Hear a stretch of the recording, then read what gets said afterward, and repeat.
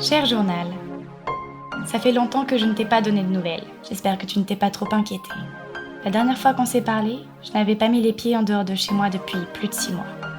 J'ai le regret de t'informer que les choses ne se sont malheureusement pas trop arrangées. Le monde extérieur m'effraie et j'ai peur d'à peu près tout. J'ai peur des gens, des frelons, de la violence, des accidents inévitables qui peuvent arriver à n'importe quel moment et qu'on ne peut absolument pas prévoir. Mais surtout des frelons. Inutile de te mentir, parfois je m'ennuie un peu. Mais tu sais, journal cher à mon cœur, si j'ai bien appris quelque chose au cours de cette longue expérience solitaire, c'est qu'on a toujours de quoi s'occuper à portée de main. On peut compter les passants qui traversent la rue. 422, 423, 424. On peut jouer au jeu des 7 familles contre soi-même. Dans la famille pêcheur, je voudrais le frère. On peut essayer de se souvenir du nom de tous les nains dans Bilbo le Hobbit. Béfur, Bofur, Bombur. Plus difficile dans tout ça, c'est le manque de contact humain. La chaleur d'un autre corps, une voix qui perce le silence.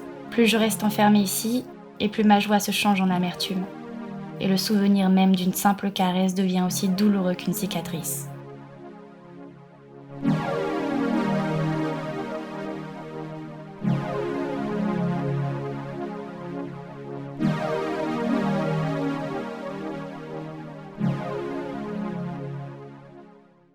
S'il y a bien quelque chose que j'ai toujours aimé, c'est les livres. J'ai vécu 10 000 vies différentes grâce à eux. J'ai arpenté les rues d'Italie du XVIe siècle. J'étais capitaine d'un baleinier, apprentie sorcière en Écosse, prostituée. Oui, bon, celui-là c'était juste par curiosité. Pour être tout à fait honnête, j'ai jamais vraiment été très fan des nouvelles technologies. Le seul semblant de technologie que je possède, c'est une vieille radio qui marche même plus. Enfin, je pensais qu'elle marchait plus.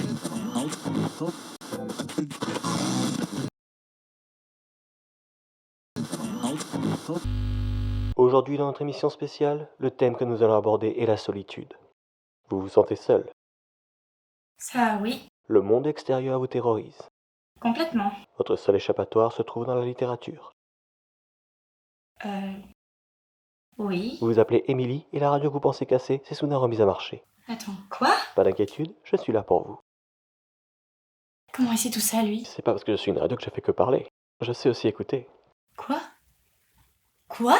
C'est comme dans toutes ces histoires que tu aimes tant. La grenouille qui se change en prince, la petite orpheline qui devient reine d'un pays enchanté. Et bien là, la radio que tu pensais casser est en fait une radio qui marche. Oui, bon, on fait avec les moyens qu'on a. Ça y est, c'est arrivé. Je suis devenue complètement folle. Tu sais, si tu préfères te dire que je suis un délire de ton imagination, ça me va aussi. Dis-moi un truc que je suis la seule à savoir. Comment tu veux que je le sache si t'es la seule à savoir? Pas con.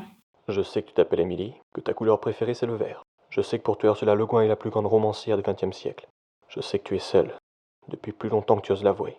Je sais que ton rêve le plus cher, c'est de simplement pouvoir avoir un ami, un vrai. Quelqu'un qui te comprenne au plus profond de ton être. N'importe qui. Je suis n'importe qui, Émilie.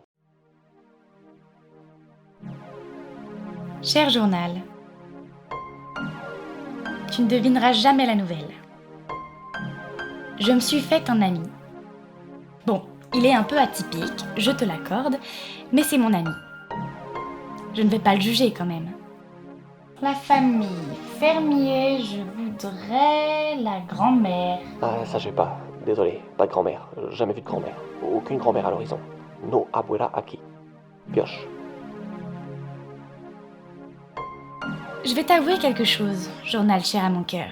231, 232, La solitude toute seule, c'était pas trop mal, 234. mais la solitude à deux, c'est beaucoup plus marrant. Oui. Nori, Dori. Franchement, ceux qui disent qu'on ne fait jamais rien de bien en restant enfermé chez soi n'ont rien compris à la vie. Grave. Est-ce que je peux te poser une question? Bien sûr. Pourquoi est-ce que tu sors plus de chez toi?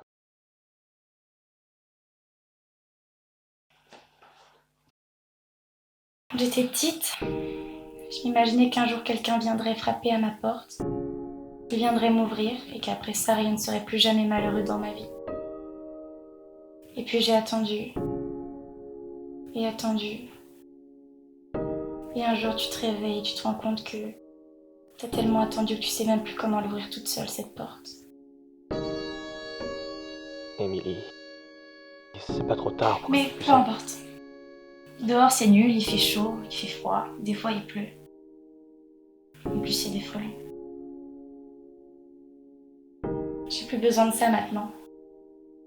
Parce que je t'ai toi. Et j'ai plus besoin de rien d'autre. Allez, viens. C'est toi qui as le droit de choisir le livre qu'on va lire aujourd'hui. Mais pas un truc avec des vampires, hein, parce que ça fait peur. Ah tiens, pourquoi pas ça? Qu'est-ce que t'en penses? Non, non, non, non, non, non, pas ça, pas ça, non. Non, non, non, non, non, non, non, non, non, non, non, pas ça, marche. Non, s'il te plaît, marche, marche. Non, non, non, s'il te plaît, non, pas ça, marche. S'il te plaît, marche, marche, marche, marche.